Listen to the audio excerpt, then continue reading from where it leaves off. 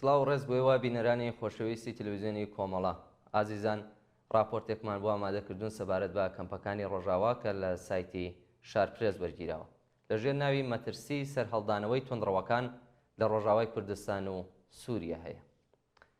لە ڕۆژاوای کوردستان بە تایبەتی و سووریاش بەگشتی ئاماژەکانی گەڕانەوەی داعش و بەهێزبوونەوەی سەر هەڵدەدەن. داعش تەنیا لە ماوەی 4 مانگی پێشوودا 193 هێرشی ئەنجام داوە. مەترسیەکی گەورە هەیە کە داعش هێرش بکاتە سەر کەمپی هۆڵ و کەمپەکانی تری مەدەنی. مەزلوم عەبدی فەرماندەی گشتی هەسەدە چەند ڕۆژێک لەمەوبەر لە چاوپێکەوتنێکی تایبەتدا لەگەڵ ماڵپەڕی ئەلمۆنیتۆر ڕایگەیاندووە کە داعش سوود لەم سەر لێشێواویە لە ناوچەکە و شەڕی غەزە وەردەگرێت و خۆی ڕێکدەخاتەوە.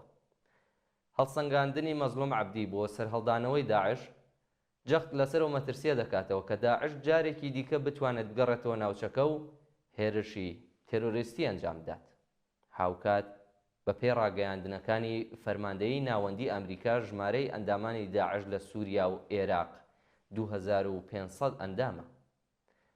هەر لەو لێدوانانەدا پژڕاست کرایەوە کە بەپێی داتاکانی مانگی 1 ساڵی 2024 زاینی هێزی داعش 2 هێندە زیادی کردووە. با باسەکەین لەسەر هێرشەکانی داعش لە سووریا و ڕۆژاوای کوردستان. بەپێی ئاماری ڕوانگەی سووری بۆ مافەکانی مرۆڤ داعش لە 1 ژانڤیەی 2024ەوە تا مانگی نیسان 108 هێرشی ئەنجام داوە و لە ئەنجامدا لانی کەم 300 کەس گیانیان لەدەستداوە.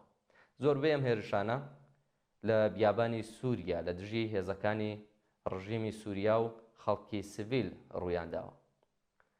هەروەها بەپێی ئەو زانیاریە تایبەتانی کە شارپرێز لە سەرچاوەکانی هێزە سەربازیەکانی ڕۆژاوای کوردستان دەستی کەوتووە، داعش لە یەکەم ڕۆژی مانگی یەکەمی ساڵی 2024 تا مانگی نیسان 85 هێرشی لە ڕۆژاوای کوردستان ئەنجام داوە. لە ئەنجامی ئەو هێرشانەدا نزیکەی 40 کەس شەهید بوون کە لەوانە هێزە سەربازیەکانی وەک هەسەدە و ئاسایش و فەرمانبەرانی دەوڵەت و مناڵان هەن. لە حەسەکە 40 ئەندامی داعش لە 20 نیساندا دەستگیر کراون. لە 20 نیساندا هێزەکانی هەسەدا بە هاوکاری هێزە ئەمنیەکان ئۆپەراسیۆنێکی هەمەلایەنیان لە شاری حەسەکە لە ڕۆژاوای کوردستان دژی شانەکانی داعش ئەنجامدا. لە ئەنجامی ئەو ئۆپەراسیۆنەدا 40 ئەندامی شانەکانی داعش دەستگیر کران و دەست بەسەر چەک و تەقەمەنیەکی زۆر داگیراوە. توێژەرێک بە ناوی تاریق هێمۆ لە ناوەندی لێکۆڵینەوەی کوردی بۆ شارپرێز دەڵێت کە داعش ئێستا پایتەختەکەی نەماوە، بەڵام هێشتا لە بیابانەکانی سووریادا باڵا دەستە و ڕووبەرەکەی 4000 کیلومەتر چوارگۆش هەیە. لە درێژەی قسەکانیدا دەڵێت ڕێکخراوی داعش بە گروپی بچووک لە بیابانەکانی سووریا کار دەکات و بنکەکانی خۆی دروست کردووە. تاریق هێمۆ ئاماژە بۆ ئەوە دەکات کە داعش لە ناوچەکانی ئیدارەی خۆسەر شانەی هەیە وەک حەسەکە و ڕەقە و قامیشلو و شانەکانی داعش لە شارەکان هەوڵەدەن گروپی بچووکی 3 بۆ 4 کەسی ڕێک بخەن و چەکداریان بکەن بۆ ئەنجامدانی ئۆپەراسیۆنی بچووک وە کوشتنی خەڵک و تەقانەوەی ئۆتۆمۆبیل و شوێنەکان. هەر بۆیە داعش دەیەوێت بەم شێوەیە بەردەوام بێت. هێرشەکانی تورکیاش گرنگترین فاکتەرن کە داعش سوودی لێ وەردەگرێت و ئەمە دەبێتە دەرفەتێک بۆ ئەوەی شانەکانی داعش هێزی زیاتر بەدەستبێنن. کەمپی هۆڵ مەترسیەکی دیکەی بەهێزبوونی داعشە، لەوێ زیاتر لە 43,000 کەس دەژین کە زۆربەیان بنەماڵەی ڕێکخراوی تێرۆریستی داعشن. ڕێکخراوی داعش چەند جار ڕایگەیاندووە کە خێزانەکانیان لە کەمپی هۆڵ ڕزگار دەکەن. بەڕێوەبەری گشتی کەمپی هۆڵ جیهان حەنان بۆ شارپرێز دەڵێت کە دوای ئەوەی ڕێکخراوی تێرۆریستی داعش هێرشەکانی لە ڕۆژاوای کوردستان و سووریا زیاتر کرد، ئەمەش کاریگەریەکی لەسەر دۆخی ئەمنی کەمپی هۆڵدانە. دەژڵێت خێزانەکانی داعش و شانەکان لە کەمپەکە چاوەڕێی هێرش دەکەن تا بچنە دەرەوە.